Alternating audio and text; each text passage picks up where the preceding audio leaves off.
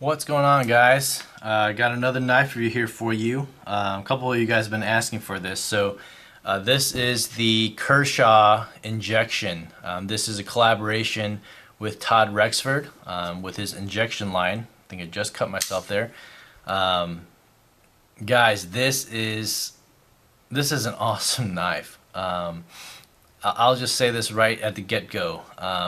If you guys are looking for a budget knife and you guys have heard all about the Tenacious, which is a good knife, the Kershaw Skyline, which is a good knife, and the Kershaw Blur, maybe. This is maybe slightly, maybe a one tier above those other knives, but not necessarily. This is also a good knife. This is, obviously a higher version, but much better steel. Premium inlays and those things, but this is a good knife as well. But I'm talking a budget knife in terms of sub $50 or so knife. I think that this is possibly one of the best knives out there. What you have is, this is a China-made Kershaw blade, CR13 MOV, which is typical, Chinese blade steel. It's got G10 handles. It's got this milling on here as well, which is pretty nice. It gives a good design element to the knife.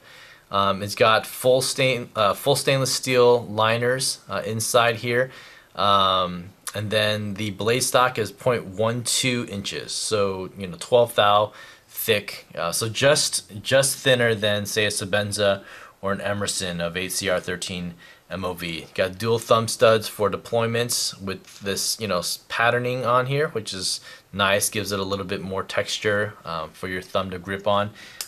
Extremely smooth. Takes a little bit of break-in time, which I've been able to do, but again, very smooth. Lockup is tight, rock solid, no side to side. Well, a little bit of side to side if I force it. Really not much. You could probably tighten it down a little bit on the pivot.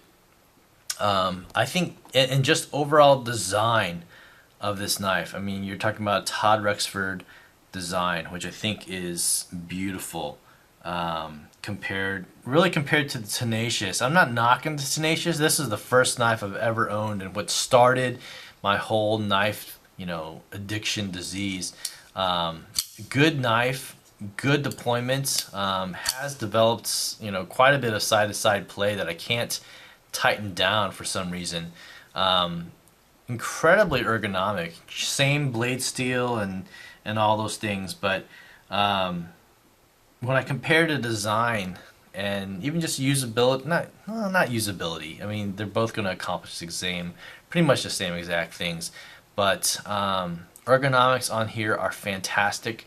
There's definitely not any jimping here to speak of, so maybe as a utility, I would chalk that up to the Tenacious, but for overall usage, I mean, my hand is locked in here. I mean, it's not going anywhere. The grooves here on the handle actually provide a little bit of grip, a little bit of extra grip. You do have this kind of finger guard for your index right there, for your hand to sit on. Tactically speaking, again, this is going to be just fine in reverse grip. It's going to lock your pinky in here. As this handle swells over here, there's plenty of space for your thumb to rest on in the back here or whatnot, if you do have to stab this way or anything. So tactically, it's going to be just fine, and again, utility wise, it fits and handles just perfectly. It's great. Same, it's going to be full flat ground blade here. It's not hollow ground or anything like that. Full flat ground. Just, oh my gosh. See, I mean, look how sharp that is. Oh, geez. So, same, flat grind as the Tenacious. You get that on here. On the Skyline, you have a hollow grind on here. You do have some of the blade flats. This is an incredibly thin blade. As an EDC, this is this is a great blade.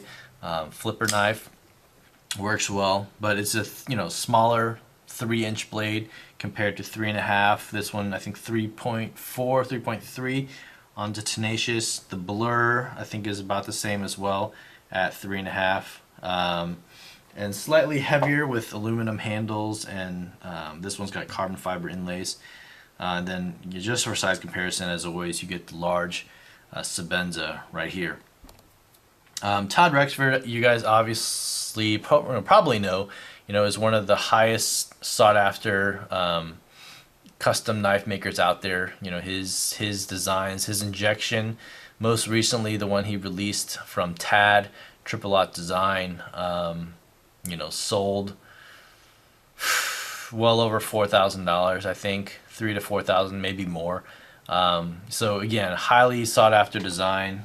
Boker Plus has the Epicenter right here. I also have the Rexford 0801 from Zero Tolerance, also a Kershaw company, but that one obviously uses much higher materials, Elmax steel, which is still debatable in terms of how good it is, but titanium frame and frame lock. So that's Rexford's design. So Rexford, highly sought after. So in terms of collaborations, I would think that he would be popular as well. And Kershaw again did a great job of carrying this knife out. This pocket clip, I think, is one of the most perfect pocket clips out there in terms of a production pocket clip. It's small, it's big enough though, to fit well in the pocket. It's completely inconspicuous. For the most part, it fits the design of this knife perfectly. But just the size and shape, the way it tapers down. I mean, I've never really said too much about a pocket clip, but this pocket clip, it reminds me a lot of the Burnley Quaken pocket clip. This is phenomenal. So I think that this is a big win, big score for this knife in particular. The only bad thing about this knife, considering that this is a $35 to $40 knife, blade steel, you should be expected. China G10, that's to be expected.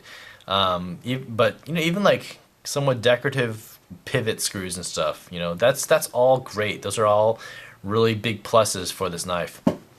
The only downside is this back spacer. This is, I believe, plastic. So I don't know how much more cost it would have been to make these G10, but yeah, these are plastic. So you see the line down here, where it's kind of cut away to give it a little bit more of a design element, but immediately you can look at this and see that it's plastic. You see the seam from here where it was cut, as it was, I don't know, probably like CNC machined out and all those things. So that's really the only kind of like cheap factor on this knife, which is not a huge deal, but I think it's pretty obvious. You do have this lanyard pin right here as well, where you can slide a lanyard through. So that's pretty cool design element as well. But yeah, if this was G10, I'm glad it's not stainless steel, but yeah, if this was just G10 or something, this knife, in terms of at its price point at $35, $40, I would give this a 9. 9, maybe even a 10, because design element I think is perfect. Materials is pretty good. I would dock it just for the plastic right there. Pocket clip, I would boost it back up, but ergonomics is really nice. And just, when you get a knife, you want it to look good, you want it to work well, and all those things. And this knife is all those things. The Tenacious, like I would actually carry this over some of my customs occasionally. I never carry the Skyline, and I never carry the Tenacious. I don't know. I mean, that's partially because I'm snobbish, but I like the look of this knife so much that I actually like carrying it. So I don't care about the steel. I love this pocket clip. It makes me not really care too much about the plastic, on here. I don't necessarily feel cheap, carrying this knife. So again, I know that sounds so snobby. I'm so sorry about that. I'm typically not like that. but with knives sometimes I can be, which is kind of sad. But anyway, this is again the Kershaw 3830, the 3.5 inch injection Rexford collaboration. There also is the 3820, which is actually a 3-inch blade, same exact design form factor, just a smaller blade. So I doubt that I'll get that one just because I don't like small knives as much. But I don't know, who knows? That might be a good knife to get as well. But as it stands, this is a phenomenal knife. I love the look of it. I've said it so many times already on this video, so I'm just becoming repetitious here. So anyway, let me know what you guys think in the comments down below. I appreciate you guys watching the videos. You guys take care, and I'll see you guys on the next vid. Bye.